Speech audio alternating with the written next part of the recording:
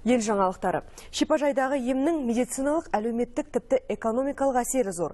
Бұл туралы Шипажай 2018 үшінші халықаралық ғылыми-практикалық форумында айтылды.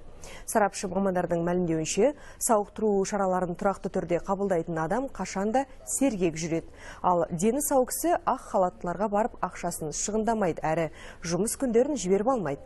Есесіне әр адамның тұрмысы тіктеліп, елдің экономикалық әлеуеті артады. Осыны алға тартқан форум қатысушылары қарапайым қағиданы халыққа түсіндірудің жаңа әдіс тәсілдерін сөз етті. Себебі денсаулығына немқұрайлы қарайтындар әлі де болса бар. Жиын соңында атқарушы органдар мен қоғамдық ұйым өкілдері аталған саланы бұдан әрі дамыту туралы резолюция қабылдайтын болды. Аурудың бастапқы бірінші белгілері белгілі болғанда, немесе иммунитетті көтеру үшін, организмнің резервтік өзінің күштерін орнына келтіру үшін осы емдерді алу керек.